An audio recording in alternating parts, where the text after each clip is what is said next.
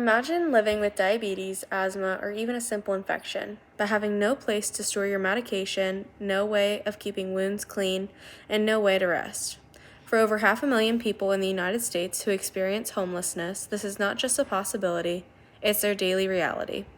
Homelessness is often viewed as only as a housing problem, but it's also a major health crisis. People without homes are more likely to suffer from chronic illness, mental health conditions, addiction, and early death. Not because they are irresponsible, but because they are left without access to basic, consistent care that most of us take for granted. For our group project, we looked at several ways homelessness affects individuals and communities, and I chose to focus on the impact of homelessness on health. As I started researching this topic, I realized how severe the health consequences really are, and how preventable many of them could be if our systems were designed more fairly. The goal of my speech is to help others understand how serious this crisis is, and to show that with the right solutions, we can reduce suffering, improve public health, and save money in the process. Right now, the current situation is tragic. Most people experiencing homelessness are at much greater risk for both physical and mental health problems. They often deal with multiple conditions at once, like heart disease, diabetes, respiratory illness, mental illness, and addiction, but they rarely have access to steady medical care. According to the National Health Care for Homeless Council, the average life expectancy for a person without stable housing is just 50 years. That's nearly 20 years shorter than the national average. In many cases, they are treated in an emergency room for a serious condition and then discharged back onto the streets with no way to follow up. This leads to repeat ER visits, worsening conditions, and ultimately unnecessary deaths. What should be happening is that all people, whether housed or unhoused, have access to the kind of basic health care that helps manage illness, prevent emergencies, and support mental wellness. The health of our community depends on it. In my research, I explored a range of solutions and focused on two that are realistic, effective, and already working in parts of the country: mobile health clinics and permanent supportive housing. Mobile health clinics are vans or buses that are staffed by doctors, nurses, or social workers. They drive into neighborhoods, encampments, and shelters to meet people where they are. These clinics are designed to offer on-the-spot care, things like checkups, wound care, vaccinations, mental health support, and even help managing chronic illness.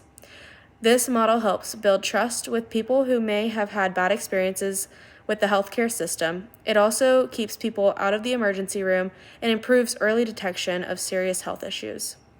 Research shows mobile clinics are cost-effective and save money in the long run by preventing bigger health crises before they happen.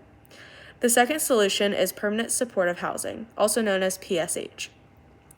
This model combines stable, long-term housing with access to medical care, case management, and social services. It's based on the idea that people can't improve their health if they don't have a safe place to live. In cities that have invested in supportive housing in Salt Lake City and Houston, they've seen major drops in ER visits, hospital stays, and repeat homelessness. One study found that after being placed in permanent supportive housing, participants had 53% fewer hospital days and 49% fewer emergency room visits. That's not only a win for public health, it's a win for city budgets. Now, some people argue these solutions are too expensive or that it's not the government's responsibility to provide housing and healthcare. But when I looked deeper into the data, I found that leaving people homeless actually costs the system more. Emergency room visits, jail time, shelters, and other crisis services quickly add up. It's far cheaper and more humane to invest in prevention and long-term support. Providing housing and healthcare together reduces overall public spending and results in better outcomes for individuals and communities. The benefits of these solutions are huge. People who are housed and cared for are less likely to end up in the ER. They're more likely to find stability, seek employment, reconnect with their family, or start addiction recovery. Plus, when fewer people are cycling through hospitals, the pressure on our already overburdened healthcare system goes down. There are some important fringe benefits. When we reduce homelessness in a health-focused way, we improve the cleanliness and safety of our public spaces. We reduce the spread of communicable diseases like tuberculosis, hepatitis, and even COVID-19. When we lessen the strain on first responders and reduce burnout among emergency medical staff, these benefits ripple outwards and improve the all-over quality of life for entire communities, not just for those who are formerly unhoused. In closing, homelessness causes real, preventable health problems, and people are dying because of it. But we have solutions. Mobile health clinics and permanent supportive housing can close the gap in care and give people a real shot at recovery. These aren't handouts. They're smart investments in public health and human dignity. If we truly believe that healthcare is a human right, then housing must be part of that conversation. The way we treat our most vulnerable neighbors says a lot about our values as a society. By choosing care, compassion, and common sense, we can improve lives and even save them.